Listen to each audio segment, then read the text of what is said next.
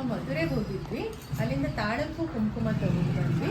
ತಾಳಕ್ಕೂ ಕುಂಕುಮ ಬಂದ್ಬಿಟ್ಟು ತಾಳೆ ಹೂವು ಮತ್ತು ಅರಿಶಿಣದಲ್ಲಿ ಮಾಡಿದ್ದಾರೆ. ದೇವಸ್ಥಾನಕ್ಕೆ ಹೋದಾಗ ಎಲ್ಲರೂ ತಮ್ಮ ಬಂಧು ಬಳಗ, ಅಕ್ಕಪಕ್ಕ ನೆರೆಹೊರೆಯವರಿಗೆ ಮತ್ತು ಆತ್ಮೀಯ ಸ್ನೇಹಿತರಿಗೆ ಕೊಡೋದಕ್ಕೆ ಅಂತ ಅಂದ್ಬಿಟ್ಟು ಕುಂಕುಮ ತೊಗೊಂಡು ಬರ್ತಾರೆ. ಆದರೆ ಇದರಲ್ಲಿ ಏನು ವಿಶೇಷ ಅಂತ ಅಂದರೆ 2 ಥರದ ಕುಂಕುಮ ಅಲ್ಲಿ ಸಿಗುತ್ತೆ. 2 ತಾಳೆ ಹೂವಿನ ಕುಂಕುಮನೇ. ಆದರೆ ಒಂದು ಬಂದ್ಬಿಟ್ಟು ಮೆರೂನ್ ಕಲರಲ್ಲಿದೆ, ಇನ್ನೊಂದು ಬ್ಲಡ್ ರೆಡ್ ಕಲರಲ್ಲಿದೆ. ಆದರೆ ಇದು ಎರಡನೇ ಪರಿಶುದ್ಧವಾದ ತಾಳೆ ಹೂ ಕುಂಕುಮ. ಬೇರೆ ಇನ್ನೂ ಪಿಂಕ್, ಗ್ರೀನ್ ಕಲರಲ್ಲೂ ಕುಂಕುಮ ಸಿಗುತ್ತಂತೆ. ಆದರೆ ಅದು ಸಿಂಥೆಟಿಕ್ ಕುಂಕುಮ ಅಂತ ಹೇಳ್ತಾರೆ. ಅದು ನೀವು ಯಾವುದೇ ಕಾರಣಕ್ಕೂ ತಗೊಳ್ಬೇಡಿ.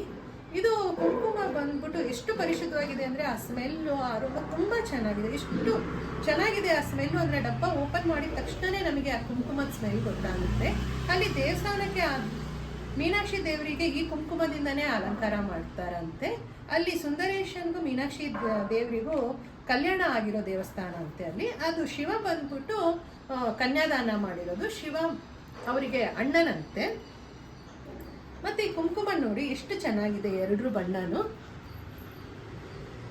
ಇದು ಬಂದು ಮೆರೂನ್ ಕಲರು, ಅದೇ ಬಂದ್ಬಿಟ್ಟು ಇನ್ನೊಂದು ರೆಡ್ ಕಲರಲ್ಲಿದೆ. ನೀವು ಮುಂದಿನ ಸಲ ಯಾರು ದೇವಸ್ಥಾನಕ್ಕೆ ಹೋದರೂ ಈ 2 ಕಲರ್ದೇ ಕುಂಕುಮ ತಗೊಳ್ಳಿ. ಬೇರೆ ಪಿಂಕು, ಗ್ರೀನ್ ಕಲರಲ್ಲಿರೋ ಕುಂಕುಮಗಳು ಬಂದ್ಬಿಟ್ಟು ನಾವು ರಂಗೋಲಿಗೆ ಯೂಸ್ ಮಾಡ್ತೀವಲ್ಲ, ಆ ಬಣ್ಣ ಮಿಕ್ಸ್ ಮಾಡಿ ಇಟ್ಟಿರ್ತಾರಂತೆ. ಅದು ಮುಟ್ಟು ನೋಡಿದ್ರೆ ನಮಗೆ ಗೊತ್ತಾಗುತ್ತೆ. ಎಷ್ಟು ಇದು ಬಂದ್ಬಿಟ್ಟು ನಾವು ಮನೇಲಿ ಅರಿಶಿನ ಯೂಸ್ ಮಾಡ್ತೀವಿ ನೋಡಿ, ಆ ಅರಿಶಿಣದ ಹಾಗೇನೆ ಇದು ತರಿಯಾಗಿರುತ್ತೆ. ಇದನ್ನು ಎಲ್ಲರೂ ದೇವಸ್ಥಾನಕ್ಕೆ ಹೋಗಿ ಬಂದವರೆಲ್ಲರೂ ಹಚ್ಕೊಂಡು ಸದಾಕಾಲ ಸುಮಂಗಲಿಯರಾಗಿರಿ.